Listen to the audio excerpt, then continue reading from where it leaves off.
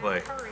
Okay, let's call the committee of the whole meeting to order. It is Tuesday, June 27th at 7:30 PM. First item on the agenda is roll call. Rosato, Here. Atack. Here. Stark. Here. Hanson. Here. Wolf. Here. Salvati. Aye. Brown. Here. O'Brien. Callahan. Meitzler. Here. Mueller. Here. Ewer. Here. Saron. Here. And McFadden. Here. Okay, we have a quorum. Next item is items to be removed, added, or changed. Laura, do we have anything? No. No? Okay. Item 3 is matters from the public for items that are not on the agenda. If anybody in the public has anything for us that is not on the agenda, now would be a good time to address us. Okay. Item 4, ordinance 17-48, dissolving tax increment finance district number 2, which is known as the Junior High Redevelopment District. Memo from Scott Buny, Alderman Stark. Got it. Okay, so in 1994, TIF 2 was created by ordinance 94, 101, 102, and 103. It was redeveloped for the Batavia Public Library and thus continued the tax exempt status. No incremental taxes have been collected since it was created. The TIF is scheduled to dissolve on December 31st, 2017, as it will have run the course of its 23-year life. The attached ordinance formalizes the TIF dissolution for the benefit of the other taxing bodies and the county clerk and recorder. No additional taxes will be realized by dissolving of the TIF, as all the property is still currently tax exempt. In addition, there have been no revenues generated, therefore no TIF funds to spend or refund. So pursuant to state statute, all taxing bodies are required to receive notice of the dissolution of the TIF prior to November 1st. Passage of this ordinance and providing a copy to the taxing bodies will serve as required notice. So staff does recommend that we approve ordinance 1748. So the pros is it's time to dissolve it. It's at the end of its 23-year life. The cons, the perimeter streets are part of TIF 2 and TIF funds can no longer be used to fund streetscape improvements on those road segments. There's no budget impact other than the recording fees for the ordinance, and staffing impact there is none. So after going through this, Scott, the question is, that I have is the streets that are bordered by the TIF, what's on those streets that we could have potentially continued to collect TIF on? Well, you couldn't collect TIF money, but you could use TIF money generated by the other TIFs for improvements in those streets. Got it. So, but once this is terminated, you can no longer use TIF funds for it. You can use general funds to make street improvements, but just not TIF funds. Would that be on both sides of the street, since Whole the street. street borders another TIF on the other side of the Yes, street? because this TIF boundary included the far side of all 4 of the streets that bound it. So if you can see in the map, that will remove it from the TIF. 31 and Wilson. 31 Wilson, Water, and First Street. That block. Okay. So would someone like to make a motion? Can I Or does ask anyone a have question? questions? Or- Yeah, I just, back, this was 23 years ago. How did it qualify for a TIF knowing it's going to be a tax exempt? Well, as I understand it was the junior high redevelopment. There was actually a redevelopment proposal originally, and that's why the city actually created a TIF district. It was a blighted, the old junior high building was considered blighted under the TIF statute, and so this was intended for a redevelopment of that site. The library and the school district and the city entered into a deal to swap properties and such, and then the library ended up with this piece of land. Yeah, prior to the library getting involved in the property, which was a very intricate deal in itself, there was another developer in tow that had entered into a contract with the school district to buy the whole property, tear the building down, and then build a combination multifamily / retail office structure on the property. And that's the reason the TIF was created, and there was going to be revenue generated, it was all going to be on the tax rolls, and then that never occurred. Any other questions? Would someone like to make a motion? So moved. Second. Motion by Saron, second by McFadden. All in favor? Aye. Opposed? Motion carries. Consent? Sure. Okay. Item number 5, ordinance 17-43, amendment to the official zoning map for the northwest corner of Millview Drive and Danforth Drives. Again, Alderman Stark. The Plan Commission had a public hearing on June 7th that was continued from the May 17th hearing date to review a proposed zoning map amendment for the existing stormwater management parcel at the northwest corner of Mill and Danforth. Ordinance 1743 amends the official zoning map designation for the property from R1L Single Family Residential Low Density to POS Parks and Open Space District. So this piece of property has been used for stormwater detention purposes. Item number 5. Since it was subdivided for the purpose of the development of Fair Meadow Subdivision Unit 10, the parcel has been maintained by the city for detention purposes. Staff has identified this as a city-owned property that could be rezoned to a more appropriate zoning district. So it's obvious that nothing is going to get built on that, so we're just amending this to fit what its actual use is right now, which is storm detention. So the proposed action places the city-owned property under a zoning map district consistent with the comprehensive plan and the continuing use of this property. There are no cons that staff has identified. There's no additional budget impact other than the initial publication and mailing that occurred for the public hearing. And there is no staff impact. Does anyone have any questions about this piece of land? Would someone like to make a motion on So ordinance? moved. Second. Okay, motion by Saron, second by McFadden. All in favor? Aye. Opposed? Motion carries. And Consent agenda. I would think so, sure. Okay. Item number 7, ordinance 17-45, amending the official zoning map, Randall Road between McKee Street and Wilson Street. Alderman Stark. Okay. So the Plan Commission also. I think we skipped one. Item 6, yeah. We missed item 6. Sorry, let's back up. Ordinance 17-44, amending the official zoning map for 2552 Hunt Lane. Okay. Alderman Stark. On that same busy June 7th night, the Plan Commission had a public hearing that was continued for May 17th to talk about a amendment for Park District-owned property at 2552 Hunt Lane, which is the southeast corner of Hunt and Deer Path. The ordinance 1744 amends the official zoning map designation for the property from R0 Single Family Residential to POS Parks and Open Space District. Again, this is very similar. It's being currently used as open space, and staff has identified that this property should be rezoned as it won't be built on. The subject parcel is designated for parks and open space use on the comprehensive plan land use map. No members of the public addressed the Plan Commission at the public hearing. Plan Commission agreed that it was appropriate to designate it as Park District property. So the City Council now, our choices are we can change the zoning and make it consistent with our comprehensive plan.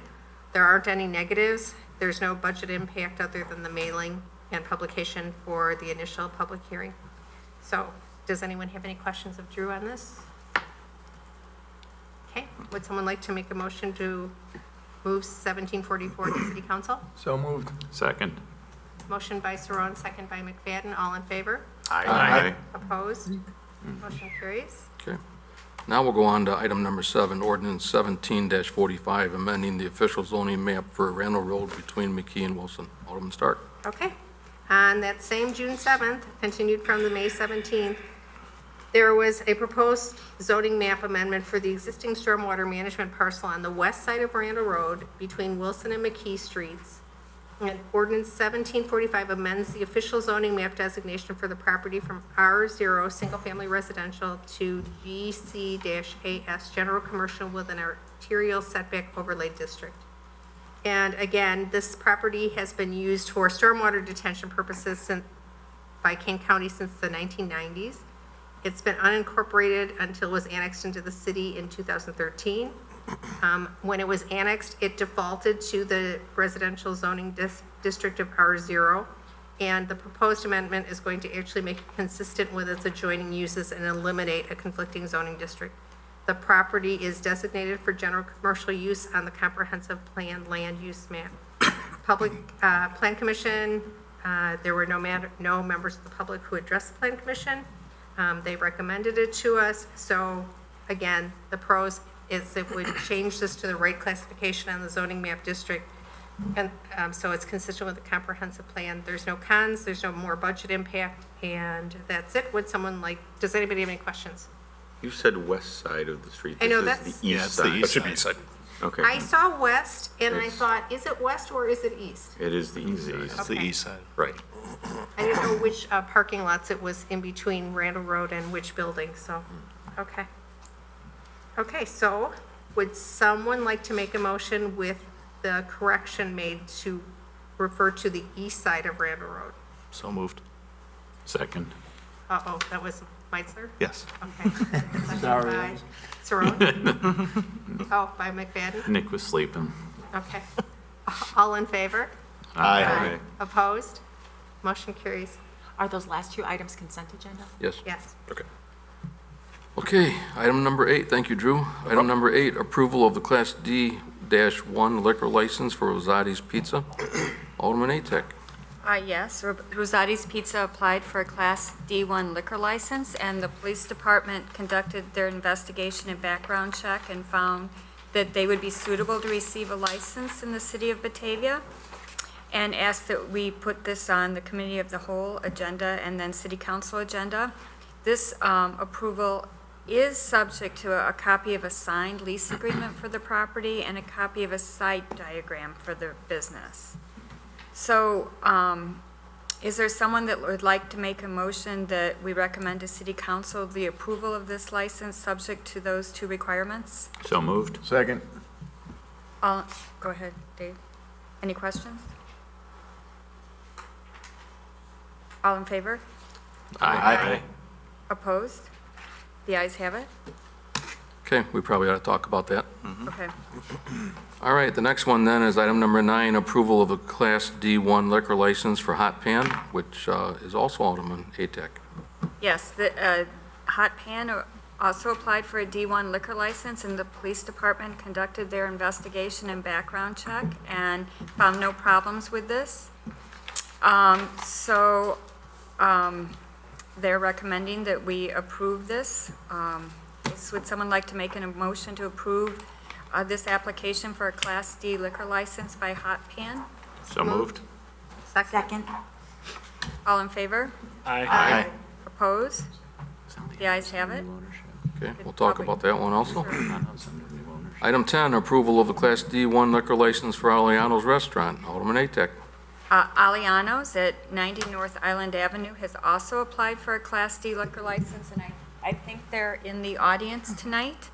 The police department did a background investigation and check and found no reason found no problems that would prevent them from receiving this, and recommended that we put it on the agenda for tonight.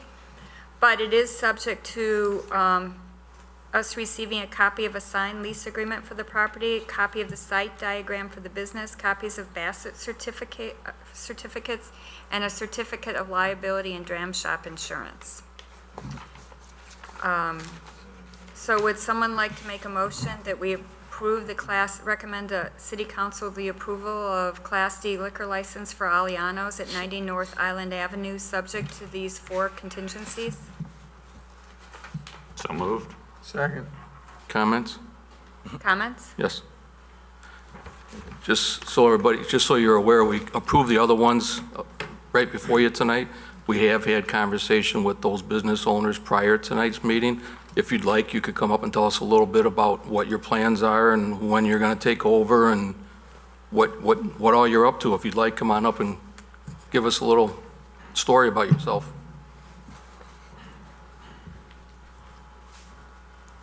Good evening, everyone. Well, as far as about the Bassett certificate, we already have submitted yesterday to Detective Doggett, as well as the dram shop insurance. We already submitted that as well. As far as about the restaurant, we are planning to increase the time as well to start the lunch, because right now, currently, Aliano's do not provide lunch. They're just working on the dinner time only. So we are pushing the time ahead at 11 o'clock so that the entire area will be able to avail the lunch facility at Aliano's. Second of all, in the summer, we are planning to have some sort of environmental programs in the patio so that the people who walks around it, they are willing to avail all the like snow corns. I don't know if you guys know about it. We are planning to introduce that as well so that the kids will be able to, because there's a park right around the corner, and in the summer, I believe that they will be able to take good advantage of that. So pretty much that's the plan. As far as the food, are you planning on still continuing on with the Alianos, the Italian? Yes, we are. We will short down the menu as well, but in terms of the strict Italian restaurant, we will stick to the same. Okay. Lucy, this might be a good time to bring this up. I was talking with our city administrator just prior to the meeting, and this kind of comes into play here. We might need the city's attorney's opinion on this. Nothing against you. Little something we have to work out here. Next Monday, or next Tuesday is 4th of July. So our regular city council meeting is scheduled for Monday. We were talking that maybe a lot of people may not be available for the Monday meeting, so maybe we would have it on Wednesday. But then we were also saying, well, maybe there's a lot of people that won't be available on Wednesday. Maybe they're taking the week off, not going to be around, so on and so forth. So Kevin, I don't know, or Mayor, you need to jump in on this. This is something that the license is granted by you as a liquor commissioner with confirmation or granting from the city council. Do we need to have a city council meeting in order to issue him his liquor license? I think we do. I mean, I have to have a vote, do I not? Well, that has been the practice, that the council has approved them, and basically, from your deference, deferring to the council to have those approved. I think legally, as liquor commissioner, if there are licenses available, you have the authority to issue licenses if all the conditions are met. And we don't have ordinances like some towns do that limit the number of licenses. So I think the answer is you could if you wanted to assert that authority. I don't have any problems with that, given what I know of this situation. I do think we should maybe discuss whether or not we want to have the meeting, though, because we've run into this before, as you may remember, Alderman Brown, and we did move, when the council meeting fell between the weekend and the holiday, we picked the council meeting up and moved it to the day after the holiday so that it allowed everybody to have a free stream of time between the weekend and the holiday to go and do something. Now, maybe, is there somebody here that would cause a problem? I'll be gone the whole week, so I won't be here. What about everybody else? Would Wednesday work best for everybody else? It's fine with me. I will be on Wednesday. Okay. There's nothing pressing, unless, Mayor, unless you have something, there's nothing pressing to have a council meeting other than these approvals. But it's good to have, I mean, as we were talking, if we don't have one, it's going to be almost a full month before we have a council meeting from the last one. Yeah, I mean, I don't know if there's any bills or anything we need to act on. I don't. I have no problems doing the license thing. I mean, I feel like this case and the others, they've all been vetted. You Yeah. met the other two folks last meeting. These gentlemen were kind enough to come in, and I know they've met with the police department in the last day or two, so there doesn't seem to be any issue here that I'm concerned about. So I would be happy to go ahead and issue the licenses. That's not going to be an issue as far as I'm concerned. You bring up a good point, though, as far as any payables and payroll and things like Not that. every department head is here to answer whether there might be something like that of concern. Could you direct me to, in the event that there isn't any such concern, to then cancel the meeting? I mean, how do we cancel the meeting or move the meeting? We have to file some notices to do this. There has to be All you have to do is publicly notice the meeting. 48 hours ahead, don't we, isn't it? Yeah, if we're going to have a special meeting on Wednesday, we would have to post as provided for a special meeting. And don't we have to cancel the Monday night 48 hours ahead of time? I'm not sure that the Open Meetings Act is clear about that. I mean, if nobody shows up, there's no meeting. I mean, But that's not a good answer. I just want to keep us legal here. It's not a big issue. Nobody's thinking that we're going to not do something because we're not meeting. I mean, Yeah. that's Why not- don't we cancel Monday night's meeting and have the meeting on Wednesday? City life goes on. Just because there's a holiday, we probably shouldn't just push all these things off. We ought to have the meeting on Wednesday. It might be a half-hour meeting, but we should have it. Exactly. All right, Because normally the plan commission meets on that night. Ah, But we've already checked that out and there was no Right. pressing issues, so we can take over that meeting time and have the meeting here, so. Okay. All right, I think we have to vote. We do have to vote. I just wanted to get those items cleared up before we voted. So, sorry about that. And again, I apologize. No problem. Okay, all in favor? Aye. Opposed? The ayes have it. Okay, so this will go to the city council meeting this coming Wednesday. All right. Thank you, Thank you. and good luck. All right, item 11, Resolution 17-82-R, authorizing execution of amendment and restated intergovernmental agreement with Tri-Cities Ambulances. Alderman Atek. All right, I'm going to turn this over to Laura Smith Newman. Yes, so this is our contract with Tri-City Ambulance Service, and it's a renewal, but also a restatement. They made some substantive changes to the agreement, but it doesn't affect the percentage that we pay of the Tri-City Ambulance charges. So that has remained constant from the last contract. And Chief Dykey did undertake an analysis of the number of calls relative to the different departments that are participating in Tri-City Ambulance to see that that percentage is still consistent with the relative number of calls that Batavia receives versus the other communities. So we feel satisfied that we are being charged an appropriate amount under the agreement. But some of the changes that they made are that the board will be composed of 7 members. There'll be 2 each from each of the legacy original members, and 1 who will represent all of the non-legacy members. Also, the Tri-City Ambulance Services Board of Directors is authorized to approve contracts for goods and services in excess of $10,000. Previously, each municipality had to, once the board approved it, they would then have to take that expense back to their own city council to have those expenses approved. But the auditors, who are Sigich, the same auditors that we use here at the city, recommended this change as an improvement to their operations. Also, they wanted a statement right in the this agreement as to the reserve level, that shall be maintained at least a level of 3 months of operating expenses, plus the amount necessary to purchase an additional ambulance.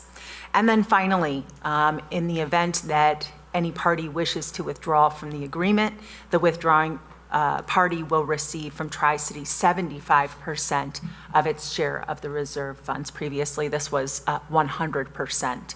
And the thought was that there ought to be some skin in the game to keep us all together, because the reason why this agreement works is because people are committed to continuing to cooperate and on the sharing of these expenses.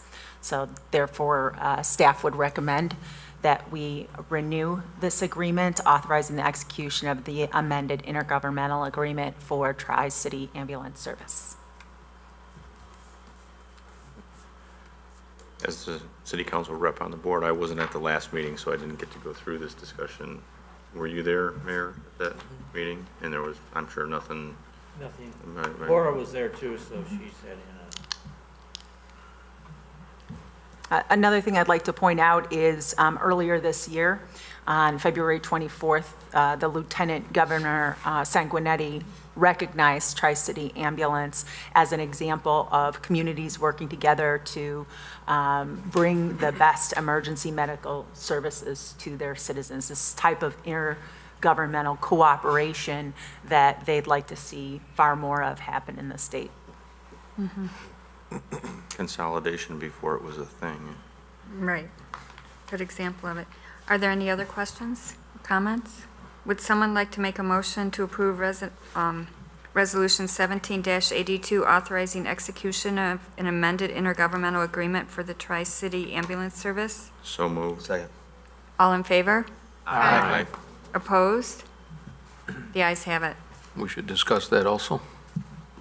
Okay. Yeah. Good idea. Okay. Item 12, discussion on the code enforcement procedure. Memo from Scott Buning, Alderman Stark.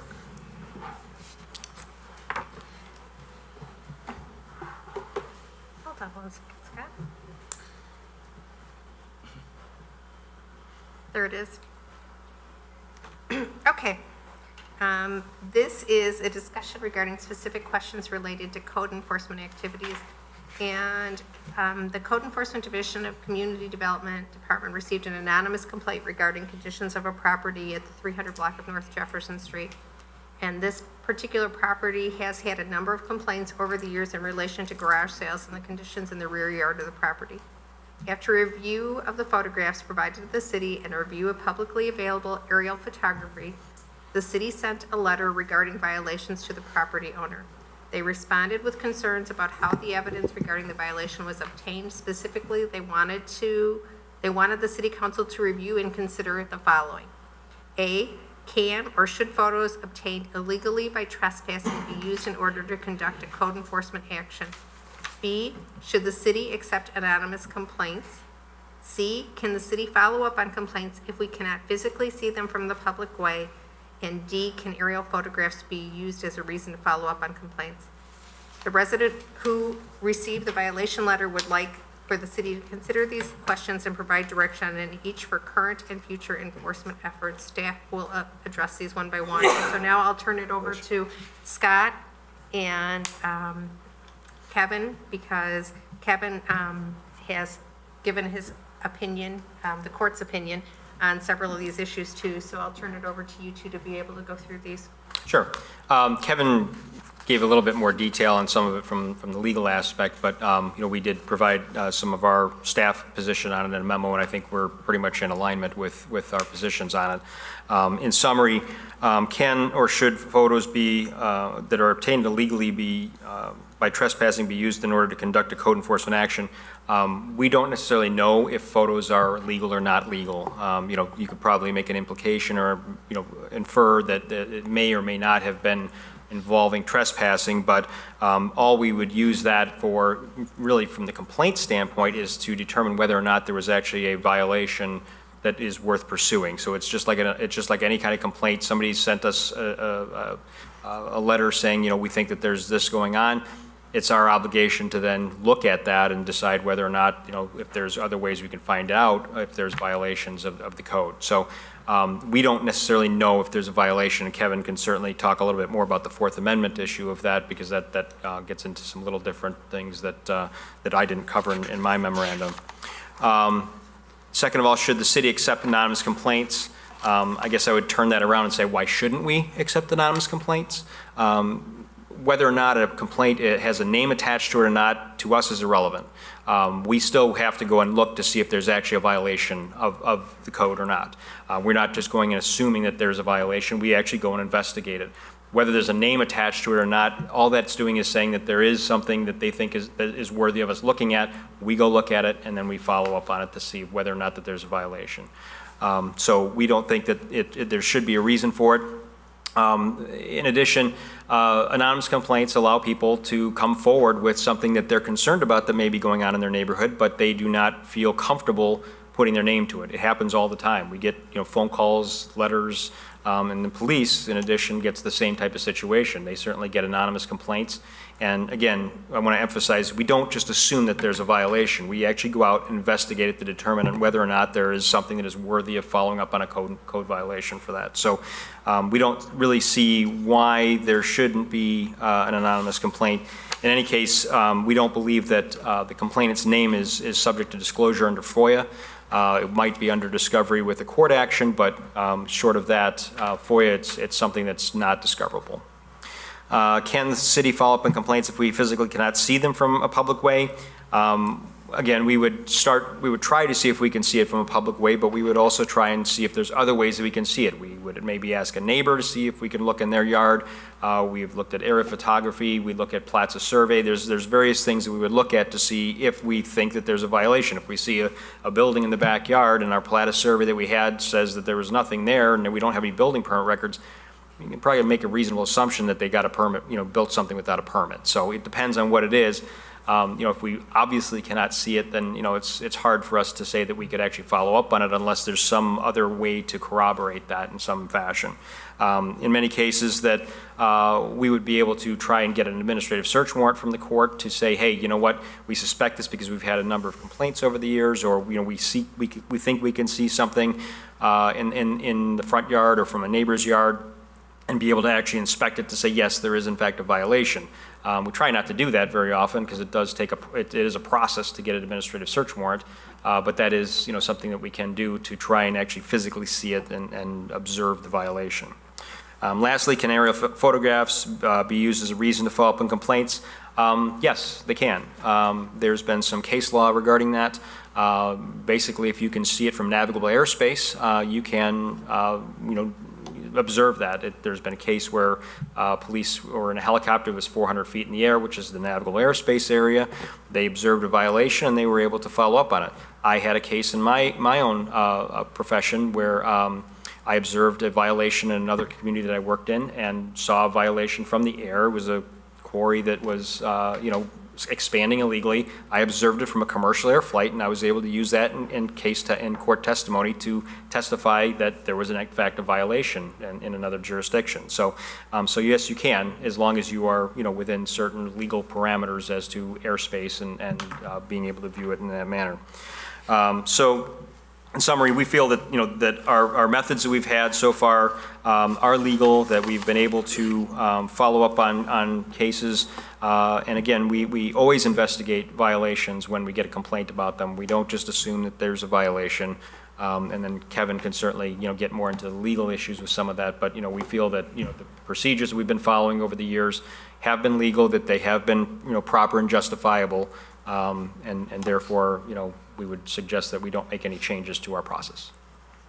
Thanks, Scott.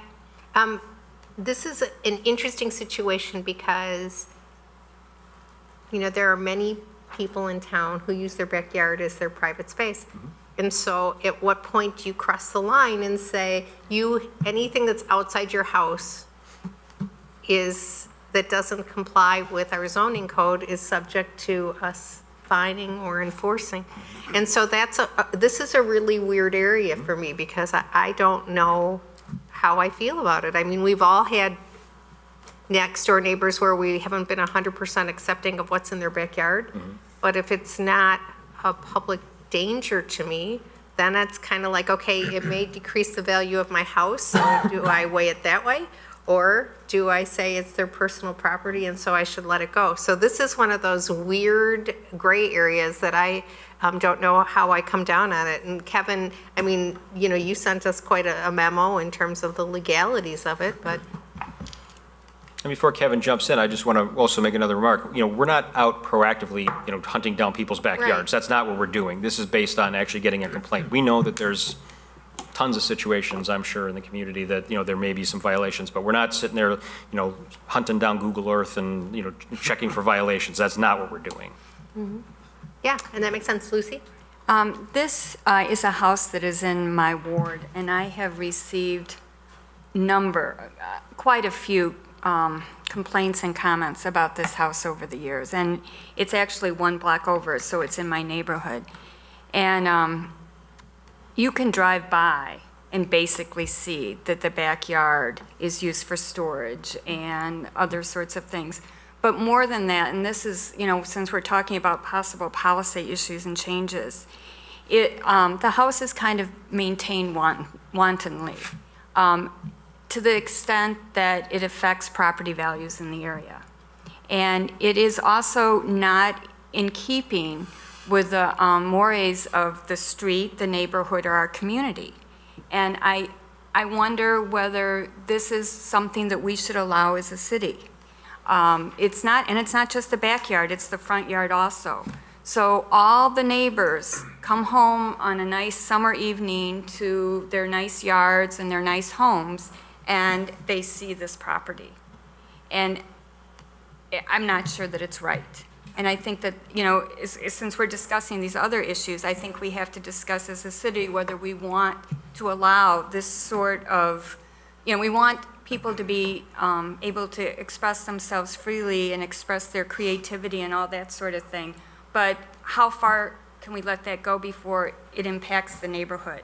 I mean, kind of when you're in Rome, you do like the Romans, and this is not something that most of the community would support, I guess I want to say. So anyway, I have a concern about that. And I just don't think it's right to allow one person to affect the property values in a whole block or street or neighborhood. Mark, did you have a? Yeah, I mean, first of all, I want to thank Scott, you and Kevin for the work that you put into the responses to this, because it is tricky, to Susan's point. And I'm not sure exactly how I feel about it. I agree that it's not the way most of Batavians would use their property. So to Lucy's point there, you look at the other citizens, but I also look at it from the standpoint that, and someone had said it, crossing the line.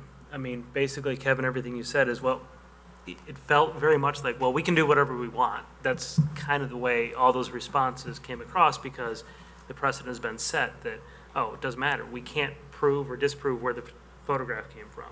And you go to the point that, well, if there were no photographs and somebody just said, hey, I saw this, well, then we're going to go investigate. So it feels like we're in a position where it's like, well, we're in complete authority here to do whatever we want, and that doesn't feel good to me that we should just, on every single thing. And so if we do it here, where do we start drawing the line where on this, I think it's perceived as egregious what's going on, but egregious to one is fine to another. And what I think is disruptive, somebody else might not agree on. So it's a tough one, and I agree that there's a lot of, it was the first letter I got in the mail as an alderman was a complaint, and it was anonymous. And I said that meeting, I said, stop, from my point, don't be anonymous so I can talk with you, but I get it from the point that they don't want any retribution because they did complain. So it's tough. I don't know. I'm here with a completely open mind on what we do here, so. Laura, you have? I'd like to focus on the fact that we're talking about more than just aesthetics here, that the ordinances that we're seeking to enforce on this property are illegal structures. We have some horrible flooding situations in our town, and some of those are caused by people putting illegal structures in their yard, which then divert the stormwater into their neighbors' yards. Another thing that is subject to the violations in this case is a swimming pool. It doesn't have any locked enclosure around it. Now the city knows that there is a swimming pool that doesn't have a locked enclosure around it. If someone is injured because of that, and we chose to take no action, even though we realized that there was a violation there, I think that exposes the city to some liability. So if things aren't raised as a concern, as Scott said, we're not going on Google Earth and looking for swimming pools that we don't know about. But if they're brought to our attention, we feel public health and safety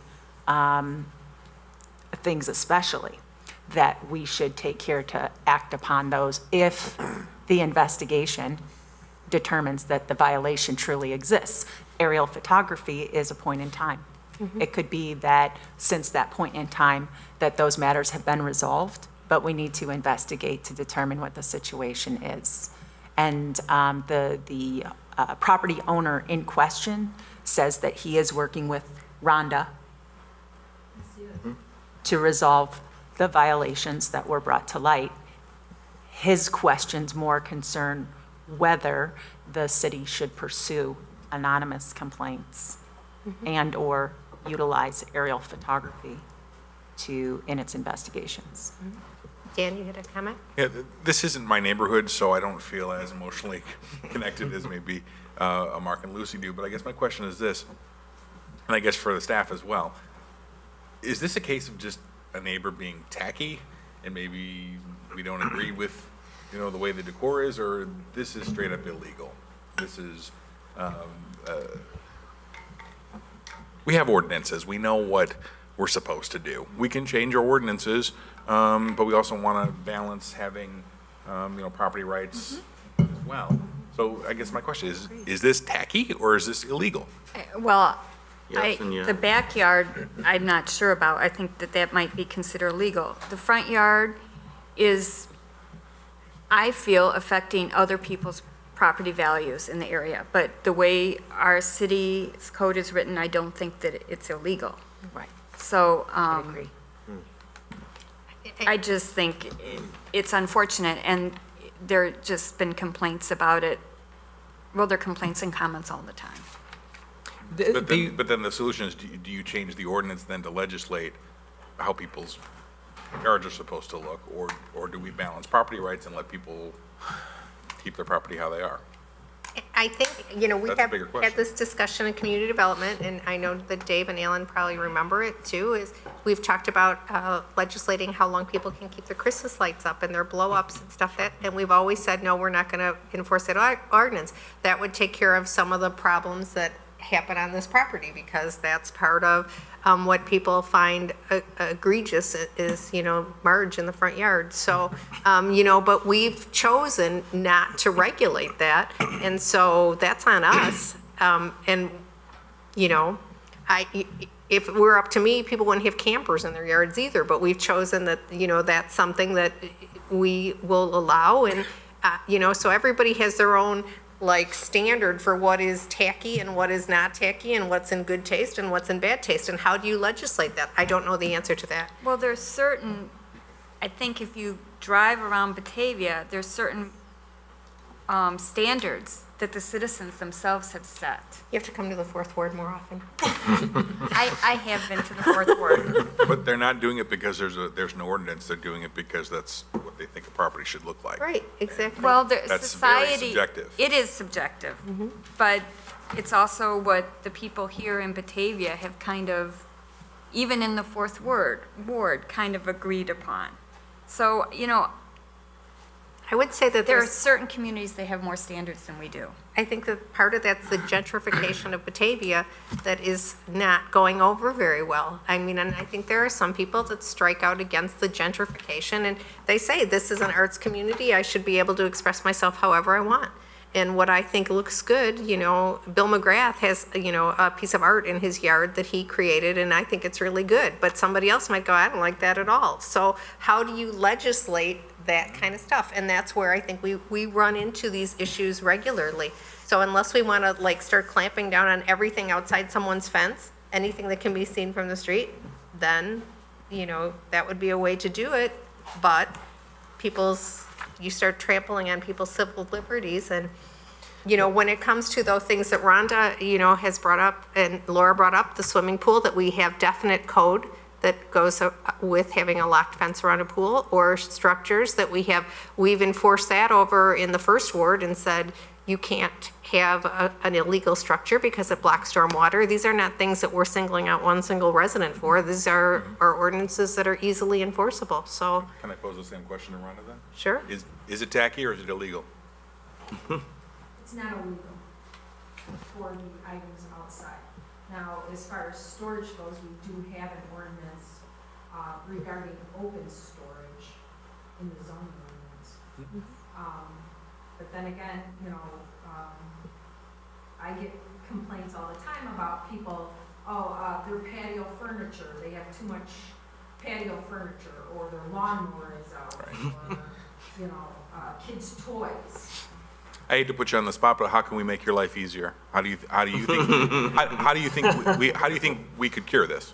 Cloning. She could move Because to you're in the Hinsdale. trenches. So. She could Three of her. move to Hinsdale, I think that would work. we have to realize too that when I enforce these things, if I have to go to court, and I know Kevin has mentioned the use of photographs from unknown sources.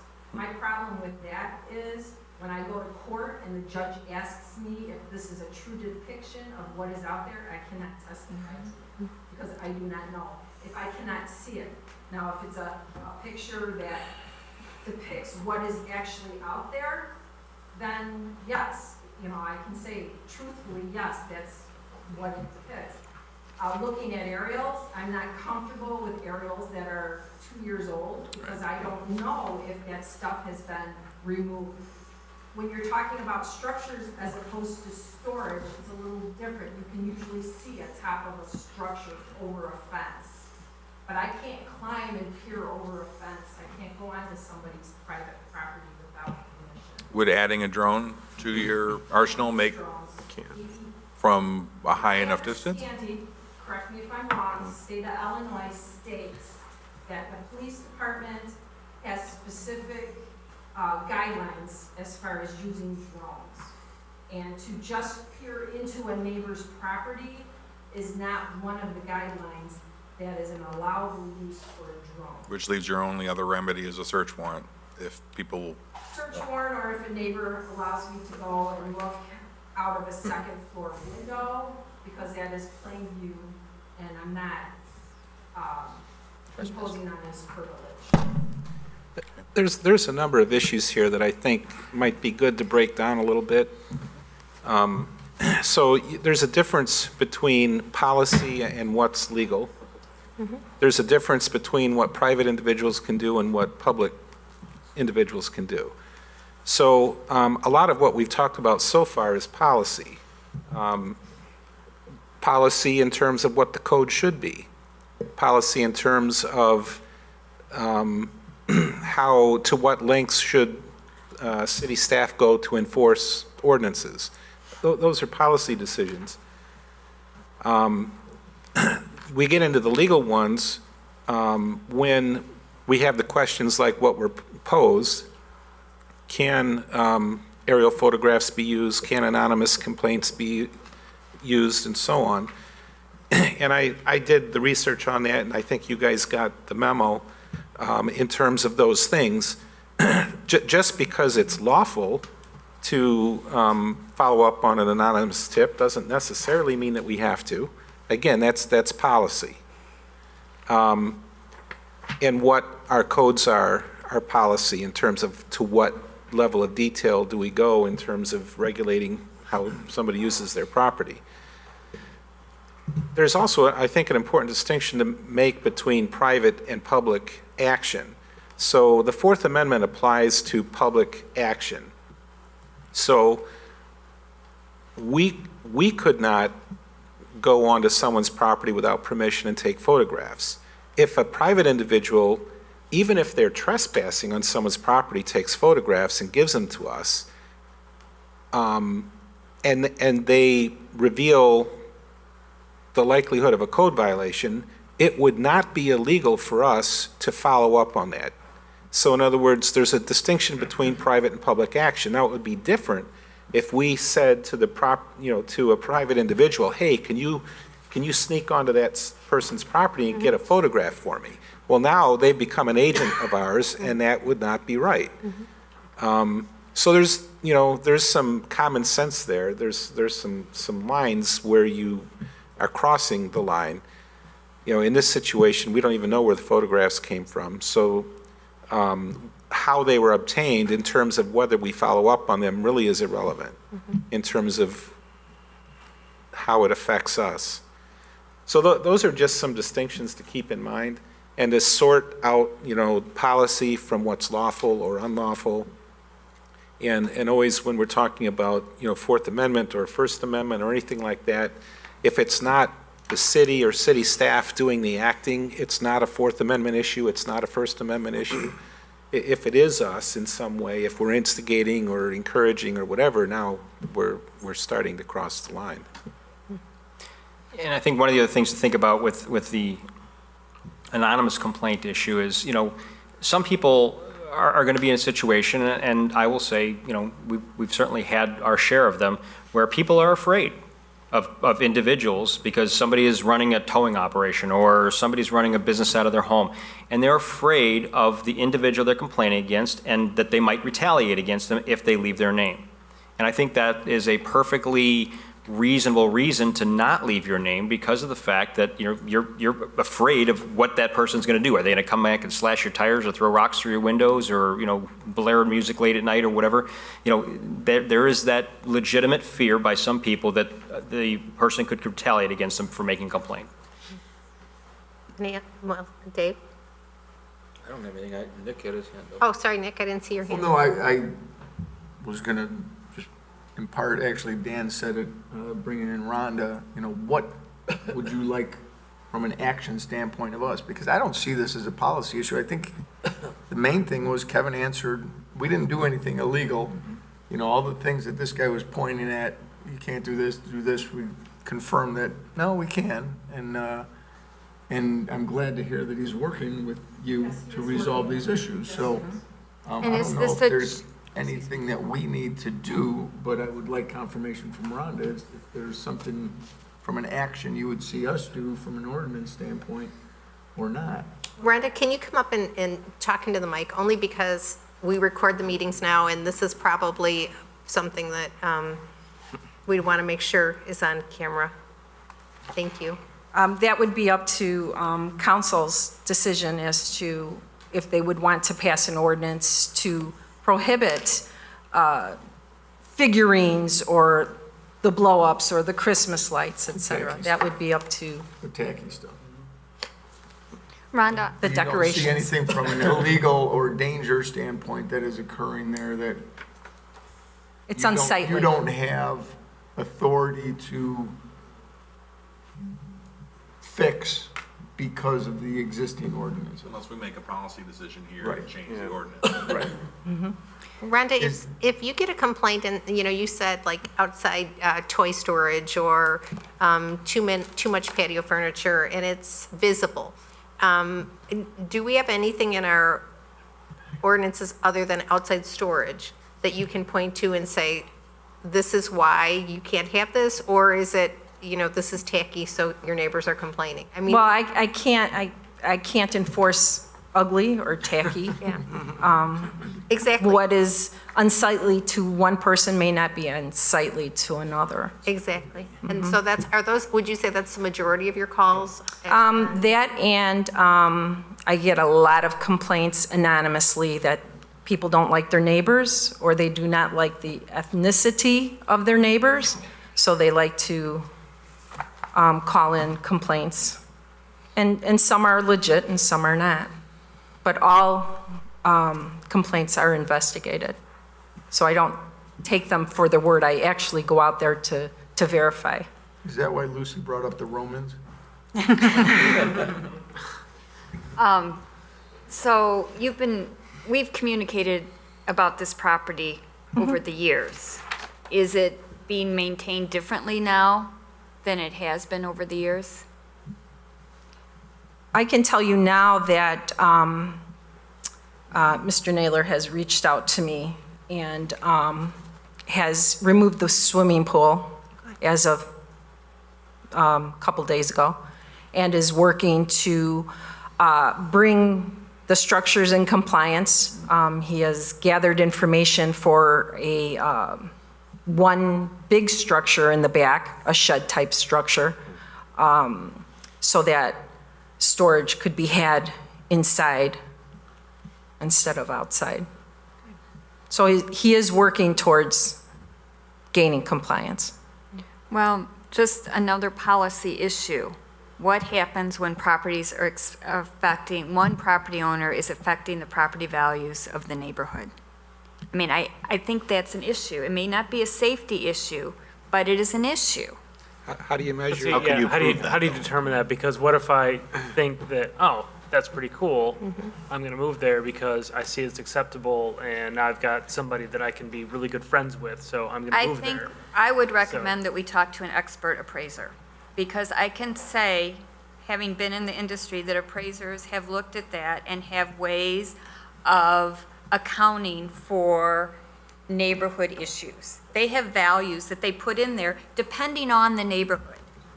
So this is something that is not uncommon. This isn't just a special place. Yes? I think you're walking a slippery slope there that nothing good can come from.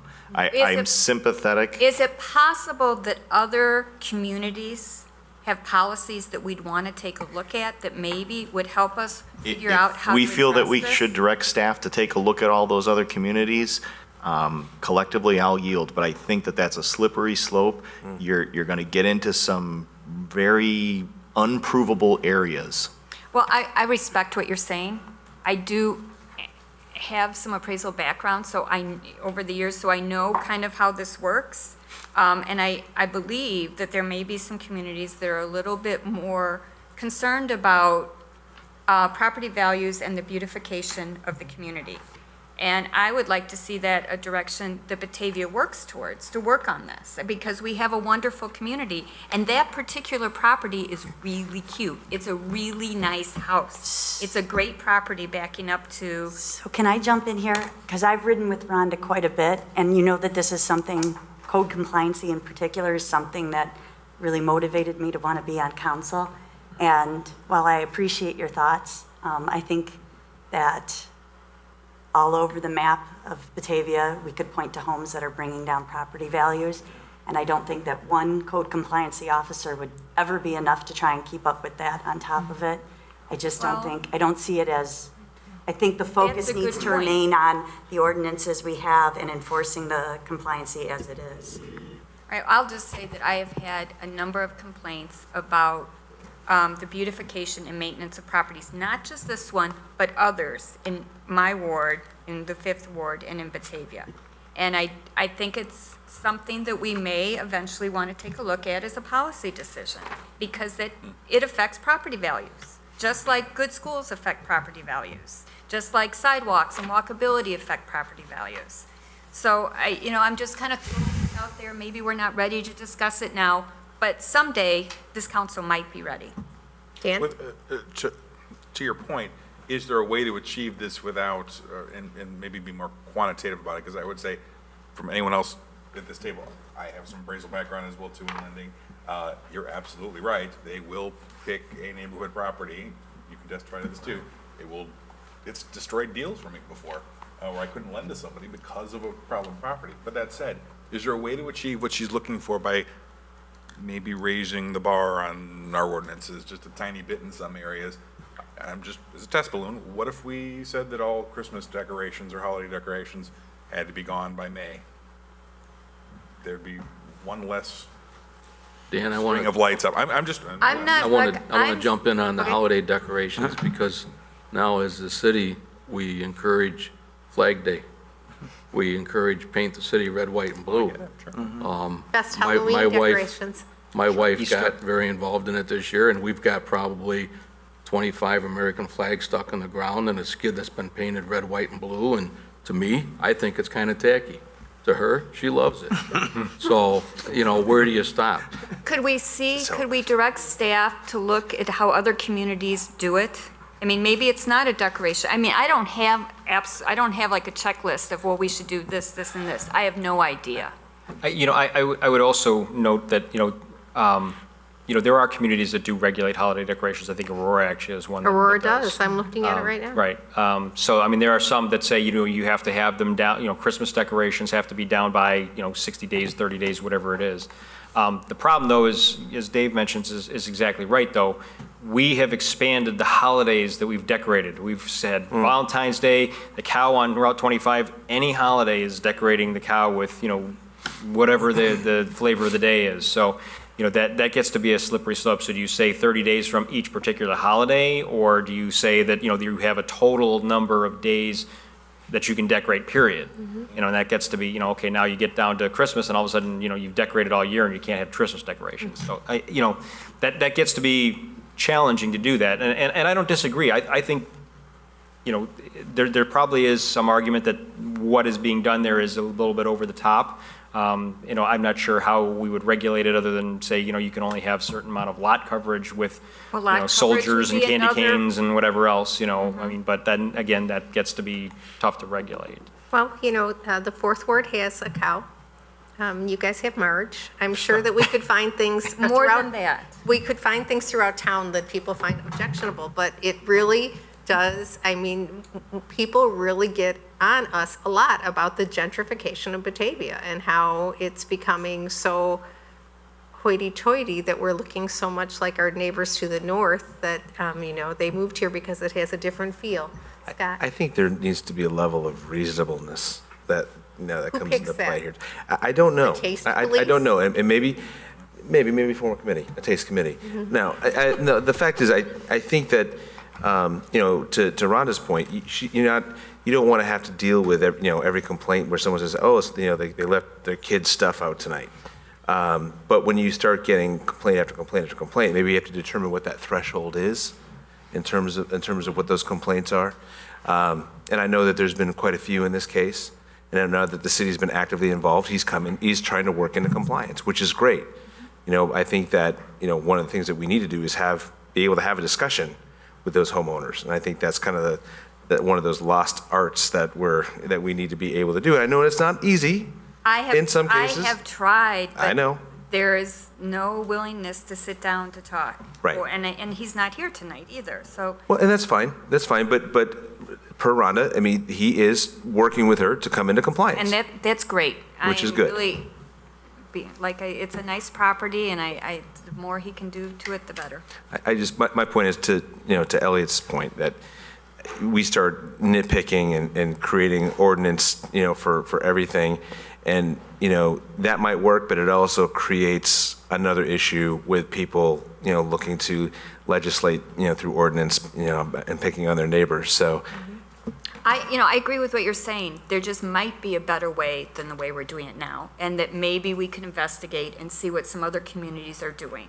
Maybe not, but I think it's worth a look, because we do have some issues in our community, and it could be better.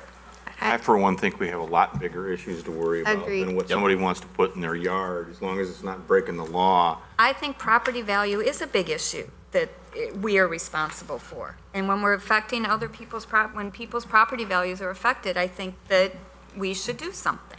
But I think in this case, let's let this ride out and see what happens. If he comes to compliance on the things that Rhonda's identified, and he has a storage unit and nothing's outside, and it's not causing an issue anymore, then we're just creating work just for the sake of creating work, that we're gonna go out there and write all kinds of ordinances and have staff look around.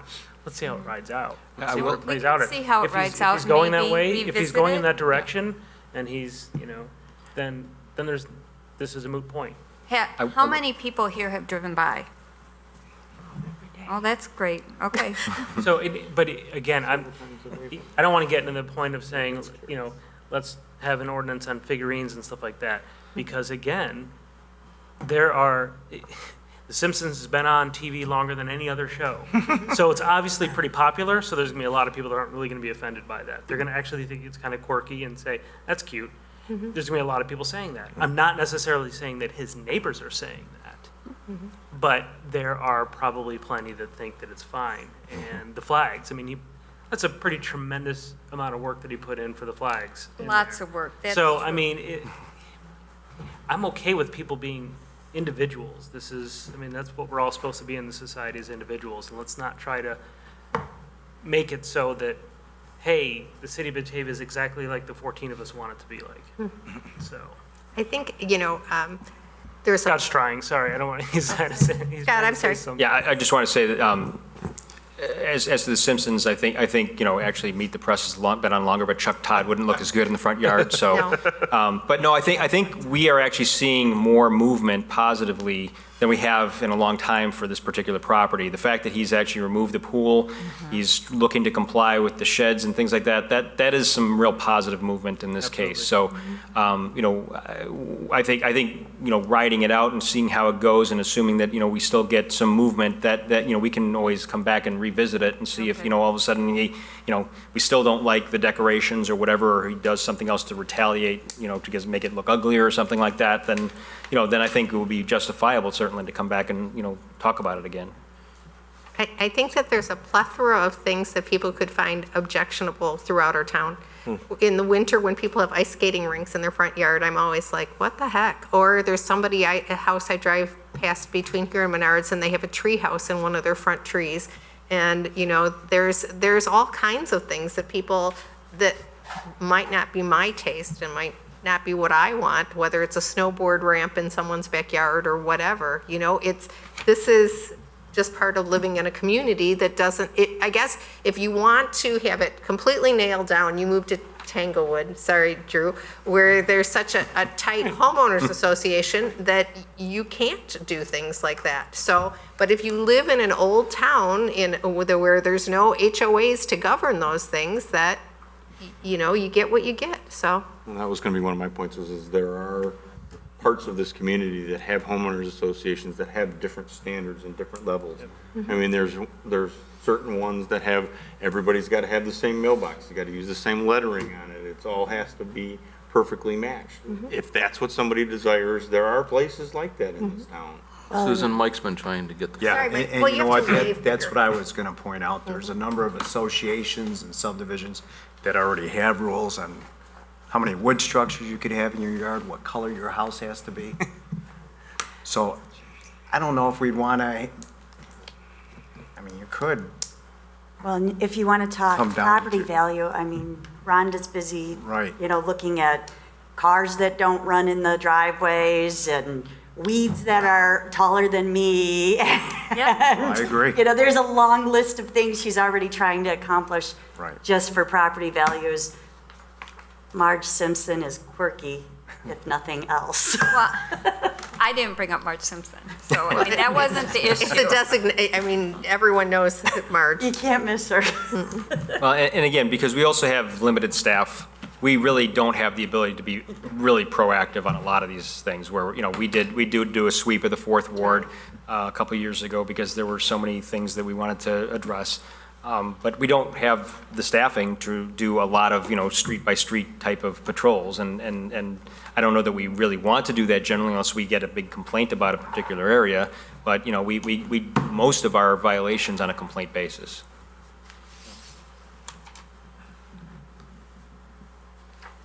Okay. Anybody have any direction for staff? Anybody, were the questions that Mr. Naylor posed to us answered satisfactorily? Does anybody have anything to add? I think the questions, like I said, you guys did a great job answering them, and that was the part that, you know, that made me uncomfortable was we can legally do just about anything, and that just made me cringe. As a citizen, it made me cringe that, oh my gosh, that's what my city can do. That was the only thing that kind of was upsetting, but we just have to take it on a case-by-case basis. How far are we going to push stuff? It depends on how egregious things are, and if we have to have a discussion about another property, then we'll have to address it at that time. But so we now know that we did nothing wrong, and that was, I think, the most important thing, and I think that was what Mr. Naylor had the most concern about was, hey, you guys are doing this, you can't do that, and now we know we can, as much as I don't like it and as much as he doesn't like it. We did everything that was legally right. Okay, great. So we'll put this to bed until it comes up again. Thank you. Thanks, Scott. Thank you. Okay, next item is item 12, which is project status. Laura? Yes, took care of the city council meeting. That was one of the things I wanted to discuss. But also I wanted to let you know, we had our follow-up meeting with the branding consultant that we're working with. And they came back to us today with the results of the research they conducted, both the live interview and also the survey. But last time they were talking about what were the themes that came from that to check in with the steering committee to make sure that they were on the right track. And we felt like, yes, they were on the right track. Today they came back with what is called brand architecture, which are some identifiable concepts that, and also facts about our community that support those concepts, and distilling it down into perhaps a catchphrase that would encompass all of those ideas. I think a lot of the comments that we heard from the steering committee today, and we're so glad about this, is the consultant gets what's special about Batavia. And so that's, I think we're going to come up with something that is a genuine reflection of our community. We were presented with 4 different ideas today, And by the end of the 2-hour meeting, there wasn't really consensus around one of those ideas. So, but, you know, we have to be careful about this. I mean, the branding that we've had, the logo that we have had has existed for decades. So it's a pretty important decision that will come from this process. And it's going to be the appearance and the way that we describe the identity of our city. So it's nothing that I think that we should feel rushed about on the one hand. So we'd like to, the committee would like to take a couple of weeks to have further discussions to see if we can really hone in on one of those concepts that was presented to us. And then the follow-up to that is that along with this, the consulting firm will be creating what is the visual that goes along with. And it's not necessarily a visual depiction of the words that are a tagline. It would be more visually, like the river is so important to our community. So that's one of the things that we expressed to the consultant was, you know, above all, let's make sure that whatever logo is created, that is something that is definitely a part of it. But we're getting close.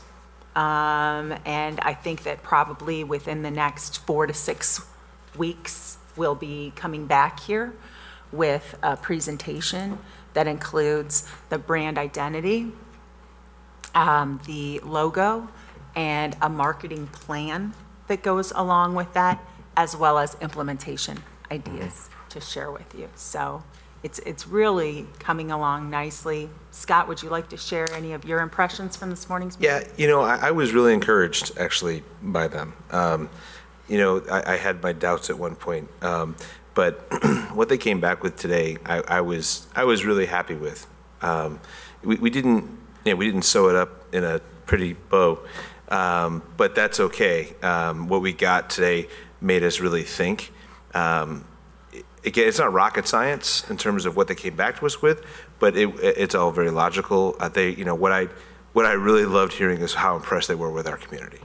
You know, we blew their socks off in terms of, you know, the process they went through and everybody they talked to and the diversity we have. And so where we landed, I thought, you know, we have to distill some more, we have to marinate on it and kind of tweak some things. But I think I was very encouraged, as you know, having been part of this process and many other you know, businesses and organizations. I thought they did a pretty good job and answered questions well and were pretty honest and transparent about it. So I'll be curious. You know, we'll get where we want to go. I'm pretty happy. And I know, Chris, I don't know if you want to throw in either, but I thought it was a good meeting today. Probably one of the best of the bunch that I've been part of.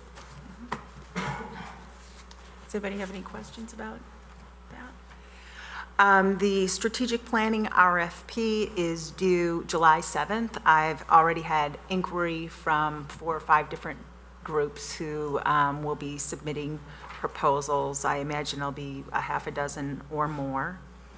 And then also I'd like to let you know that the department heads will be presenting a mid-year report to you on July 25th. I've asked each of them to put together, taking a look at the objectives that they had set forth in their part of the budget plan to let you know what things have been accomplished so far, where those projects stand, what they expect to accomplish in the second half of the year, and then maybe some challenges that they might be facing in terms of those objectives as well. So just to give you a snapshot of where things stand and how we're doing on delivering on those objectives for the year.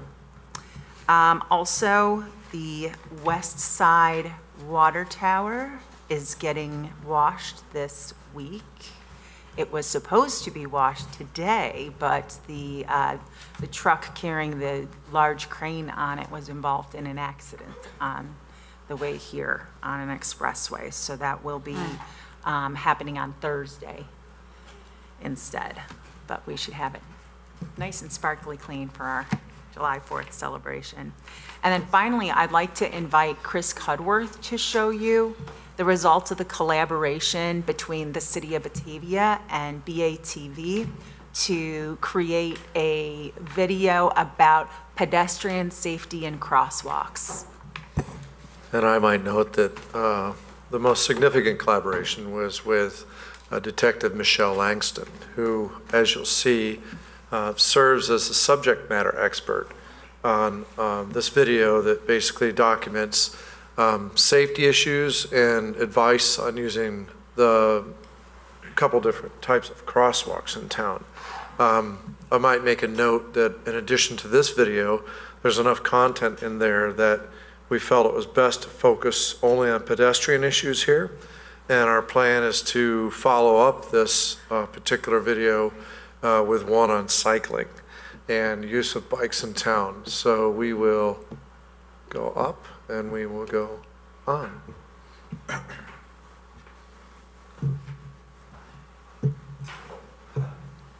Famous last words.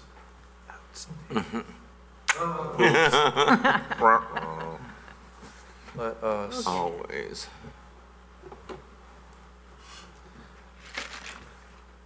Sometimes you gotta reboot. There we go. There we go.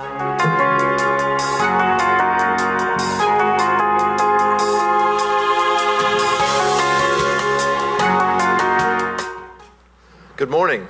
I'm Christopher Cudworth, the Communications Coordinator with the City of Batavia. And we're in downtown Batavia this morning to talk about the safe and appropriate way to use our crosswalks. There are both legal reasons why you want to know this, and there's also basic personal safety reasons you want to know this. And you'll hear and see many cars going behind us, and that's why it's so important to know about this. I'm here with Detective Michelle Langston from the Batavia Police Department. And one of the things I wanted to start with, or we want to start with today, is if you were approaching this crosswalk, what are some of the things that you like to consider? I would like to consider the amount of traffic that you have coming. You want to make sure that you're crossing at a safe spot. Sometimes a mid-crosswalk, such as the one behind us, a mid-block crosswalk, is maybe not ideal to cross at. It may be safer to cross down where a stoplight is or a four-way stop intersection with stop signs would be. It's safer. Cars expect people to be crossing there. And so they're more likely to be paying attention and stopping.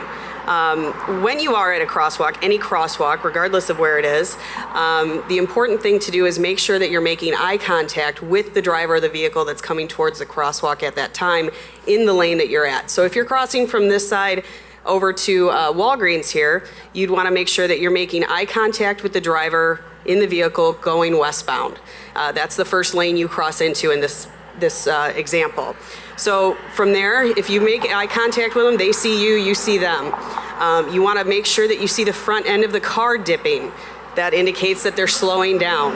Of course, how quickly it dips and how far it dips will tell you how quickly they're slowing down. Right. And that helps you make a decision on whether it's safe to cross at that time or not. You also, want to make sure that you remember your safety is the number one thing. To run back and forth or to get across the street as fast as you can is not the number one thing, it's your safety. So make sure that you're using all of these tips in order to cross safely. Excellent. So, as you might be walking out from McDonald's here, there's actually a tree blocking the road. So when someone gets out there, what's the best practice for them? Are they safe stepping into the intersection to gather the attention of the drivers? We would not recommend that, no. What I would recommend is that you come close to the crosswalk here, maybe just slightly off of the sidewalk area, but not going too far into the roadway to make sure that the driver does see you, because I understand this is a little bit more difficult. But of course, you want to look both ways. You want to make sure, again, that they see you before just stepping into the crosswalk. You don't want to surprise the driver, cause an accident. Even if they do stop and they don't hit you, there may be someone following behind them that could cause an accident as well. Legally, in essence, one of the things we want to clarify is you're not automatically protected because you're in the crosswalk or because you step out into it, right? Correct. Per the statute, pedestrians are required to make sure they cross when it's safe. You are not allowed by law just to walk into the crosswalk and then cars have to stop for you. In fact, if you walk into the crosswalk, the lane that you are crossing into immediately has to stop. The other lane does not until you get to an area that's close enough to it where it's not safe for them to continue. So just because you're out in the middle of the crosswalk doesn't mean you're safe to walk all the way across the street either. By law, you are required to make sure that as you cross each lane of traffic, you are doing so in a safe manner. We're here at the intersection of Union and Route 31 in Batavia to take a look at what it's like to cross in a crosswalk where there are light indicators. And Detective Langston is going to explain a little bit about the right protocol for you as a pedestrian. So this is a rapid yellow flashing light indicator that you will find at various intersections or crosswalks here in Batavia. These were recently installed, and so we just want to explain them so everybody knows how to properly use them. In this situation, you're going to come over here and you're going to hit this button down here. Once you hit the button, yellow lights will start flashing up at the top of the sign here. And what that does is that indicates that there's a pedestrian in the area. However, this does not force vehicles to have to stop. So just remember that if you push the button, it doesn't mean the vehicles have to stop, but it does give them a warning that there may be a pedestrian trying to cross the street. We're at the corner of McKee Street and Route 31, where there's an additional lighted crossing. And Detective Langston's going to talk about this crossing and how you can use it safely. Thank you, Chris. So again, this is a very busy crosswalk here. Remember that Route 31 is a thoroughfare from Geneva all the way down to Aurora and so on and so forth. So there's a lot of cars that drive on Route 31. McKee Street is also a thoroughfare for Batavia from Randall Road over to Route 31. So there's a lot more traffic at this intersection, therefore making it more dangerous for pedestrians. So in a situation like this, again, we do have the flashing lights here. Those are helpful, but again, that does not mean that vehicles have to stop. What we would like you to do is make sure that you push that button, stop, look, listen both ways, just like you were taught in school, and make sure that you're seeing that cars are communicating with you and that the driver sees you, they're slowing down. In a position of this, like this one where this crosswalk is, you have to remember that just because the one car in the outside lane sees you doesn't mean the inside lane car sees you too, and vice versa. So you want to make sure that as you're crossing, before you get into that next lane, that you're making contact, eye contact again, with the driver of the vehicle coming towards you in that lane, because they may not have seen you yet like the other car did. And I think the main point of our talk today and our demonstrations today is to really emphasize protecting your own safety. Detective Langston's talked today a couple times with me about the fact that, a vehicle is 3,000 or 4,000 pounds, and that's not a good situation to put yourself in when they're moving as fast as they might be here or even on slower streets. It's just your priority and your obligation to know the rules about crosswalks, use them safely, be attentive to, the pace and speed of traffic, and, and also don't be afraid to help others. And thank you for listening. And there we go. That's great. It'd be nice if that could be shown in the grade schools. Exactly what I was thinking, is that should be something we partner with the school districts. Yeah. We're planning a companion piece that's bicycle safety in the crosswalks as well. Good. That would be super. That would be nice to partner with the schools and have them see that. Yeah, we'll do that. Okay, anything else for project status, Laura? Are you distributing that, you're distributing it online, correct? Yes. My only criticism, the content is absolutely fantastic. I know a lot of people, if they see that it's a 6-minute video, might not watch it. Is there a way to make it short and punchy, and label the clips according to chapters, look like a couple of chapters? We were aware of that while we were doing it, and as it's sort of the first attempt at this, we recognized that there was going to be some space challenges. I'll talk with Andrew at BATD I think there are a couple redundancies in there. Well, it's packaged beautifully for television. It's Yeah. perfect for TV. Well, agreed. And so I think we can add it down for YouTube and for other purposes as well. So we did discuss that it was going to be presented and produced for TV originally and then converted to a social media purpose. Good comment. Anything Dave, else? can I have the Here. floor for a minute? I think given the context of what is about to happen in the state of Illinois, I need to share some words here. This may be my let's count our lucky stars speech. It appears I've got a stack of memos here. I get one every day now from the Metropolitan Mayor's Caucus about what's happening in Springfield as it revolves around the state budget and their ability to make some decision about funding something or not funding something. And so we are getting near the July 1st moment when basically we're going to start a new fiscal year with no budget. And it doesn't sound from the insider information that I'm supposedly getting here that those who are down there watching it on a moment-by-moment basis are of the belief that anything realistic is going to happen. And so we are probably going to find ourselves with the state of Illinois going into the third year without a budget, which is unheard of. It's never happened before, and nobody is quite sure. You know, they've been funding the state by court-ordered resolutions on certain issues, and there's some question about whether they can continue to do that with the government's kind of funding itself but not funding itself by any legal authority. So I'm thinking that we may be seeing in Illinois some rough times here relatively quick. And serving as chairman of the Chicago Metropolitan Agency for Planning's Council of Mayors, and when I'm in Chicago, I come out of there many times thinking, and I'm really lucky where I'm the mayor of the town I am, because we have had a fairly outstanding financial management of this town going back a number of years. And I'll give Peggy Colby and her staff a lot of credit for that, because you know, we're on paper we look pretty strong.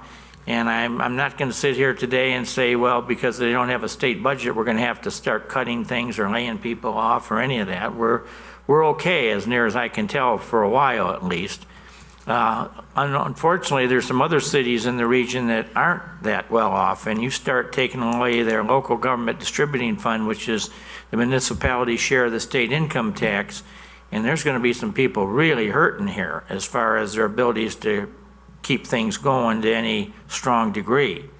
And that'll be, I think, one of the headlines that will raise its ugly head if in fact this goes forward.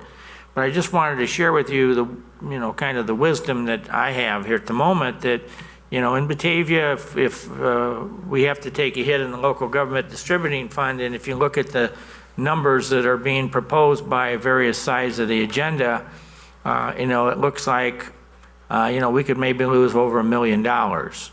And we could probably take that $1 million and, you know, it wouldn't be nice, but we could probably do without it if we had to for a brief period of time. You know, then the other thing you get into is this supposed real estate tax freeze.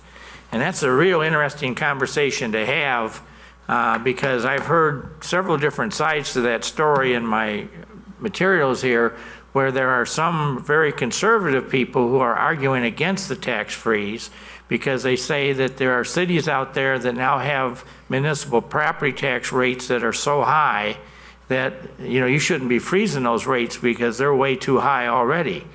And then you get places like Batavia, which ours is one of the lowest in the state of Illinois, quite honestly, for a city of what we're doing.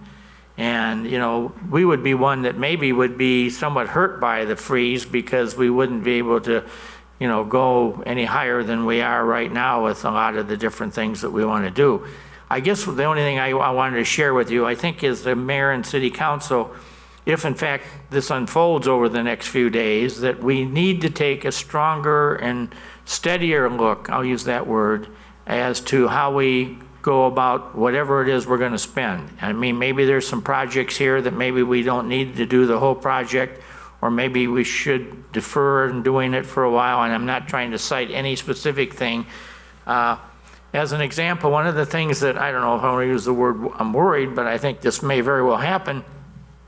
Right now, in the state of Illinois Department of Transportation, they've gone ahead and put it into the program to resurface 2 different highways in Batavia, impacting 2. One would be Route 25 from Wilson Street, and that improvement will go all the way up to North Avenue in St. Charles. That's in the plan to do. They would resurface, and they would also eliminate any curbing that's coming into Route 25 and make it the handicap flat ramp curbing. And that would be all good stuff to have, but I'm not confident that's going to happen immediately. Now, the project's already been put in the program, but I'm not sure they're going to have the ability to fund it right away. The other one is Route 31, and this one I think is maybe a little bit more problematic for us. There isn't a program this year to resurface Route 31 from Main Street in Batavia down to Maple Avenue in North Aurora. And again, they would be removing curbing and making ramps at any of the intersections to make them handicapped that aren't already done so. But they would also be resurfacing, and if you drive down there, I'm sure everybody here has driven down there, Route South Batavia Avenue from Main Street South is a pretty rough road. No ifs, ands, or buts about it. That one may get, shut down for a while, and those will be kind of the 2 in-your-face types of things. Route 25 north of Wilson Street and Route 31 South Batavia Avenue south of Main Street will be things that Batavians, that'll be kind of our first taste of the budget situation. If in fact the State Transportation Secretary tells me he's put the order out, if he doesn't have a budget on the end of June, that he's basically shutting all the projects down.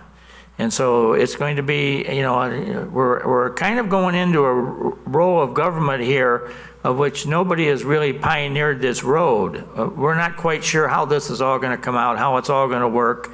It's, I think there'll be increasing hollering and concern about the inability of the state of Illinois and the government to fund itself and to agree on some compromise legislation that gets us there. And that's on a much higher level than all of us in this room. And I guess we'll just have to stand here and watch it and see how it all comes out. And certainly, I think it certainly puts those who are representing us and every other district in the state of Illinois in the General Assembly in kind of a unique spot, because those are the people who I think are going to be on the front line to take the blame if in fact this thing does kind of crash and cripple us all for a while. So I guess I just wanted to assure everybody that if this happens, 911's still working, the firemen are all still on duty, the policemen are still all on duty, the street department's working, and as long as we keep it in Batavia, we probably can handle most of what it is that we need to do to keep the city safe and working and going forward. The thing I think we probably need to take a second and third look at is if we got anything that we're going to go out and spend a lot of money on or do, we maybe want to ask ourselves once or twice more, do we really want to do it at this moment in time? And I say that, I would cite probably the work we're thinking about trying to do on this building as maybe a good example of maybe that type of thinking that we may want to take a look at if in fact all this starts to come down. I'm sure Laura joins me, and we want to see, if in fact they do whack away at the local government distributing fund, what the final impacts of that are going to be on Batavia. It'll be the same impact on every other town around here.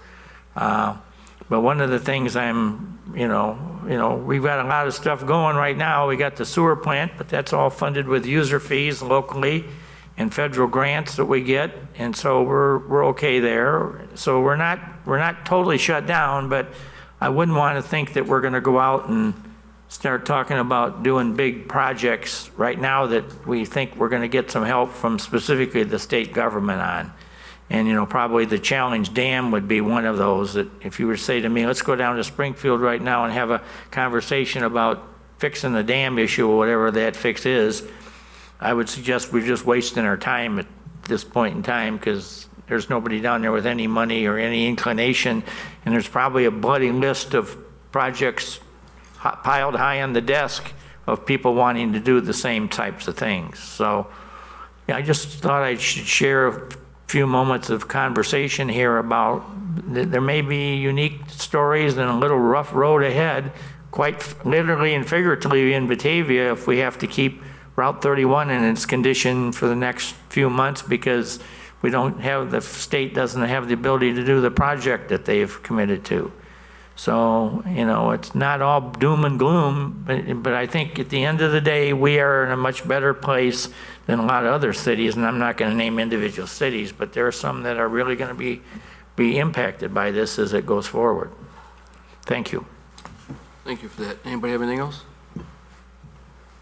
I do have a couple items that I wanted to bring up. Nothing as serious as what the mayor just talked about, but I made comment that I've got quite a few flags and a skid in my front yard, and that I thought it was gaudy. In case my wife is watching on TV tonight, I really don't think it's gaudy. I just said that to make a point. Nice recovery, Dave. The other thing is, Mayor, you had mentioned that maybe you wanted to do another walk at the next committee of the whole meeting. You still want to do that on July 11th? Yeah, I think so. Okay, so it's 6:30? Yeah, I think so. Okay. And then lastly, Laura, we've been talking quite a bit, and I know you were going to have some conversations. Is there any timeline yet on the completion of this door hinge project? They were supposed to be fabricating it this week, so I've asked Bill McGrath to follow up with them to make sure that that got completed this week. Okay, very good. I don't have anything else. Mayor? Nothing. I just wanted to point out to everybody, we have a new item of furniture in this room, right there behind the clock. And where that came from, on Saturday, Alderman Brown joined me, and we went on a trip up to the homestead, and we went into the apartment of Phil Elstrom, who had just recently passed away. And he had left instructions with his executor, who's Kathy Yelsey, the attorney up the street here, that he wanted his personal effects to be offered, number 1, to the Historical Society, number 2, to the city, and number 3, to the Batavia Park District. So Alderman Brown joined me, and we went up and looked, and the couple things we took was that desk there, and it's quite historic, and it's got this is back when he was on the Kane County Board, and they now have changed all the furniture. But he procured for himself one of the desks out of the county, and it's got Kane County etched on the front of it. It's really quite an interesting desk. And I thought if nothing else, we could use it as kind of the receiving fixture in this room so that at city council and committee meetings, when we have an agenda for the public or other documents of information, we can lay those out on that table there or desk, and people will know that's where they find their information.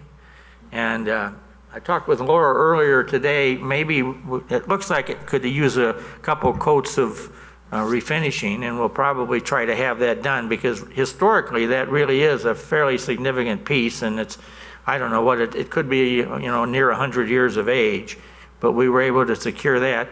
Then the other thing that I took, which we have upstairs in the office area, is that Mr. Elstrom was recipient of one of the pillars, I guess you would call it, that they used when they built the Fabian Parkway Bridge in 1974.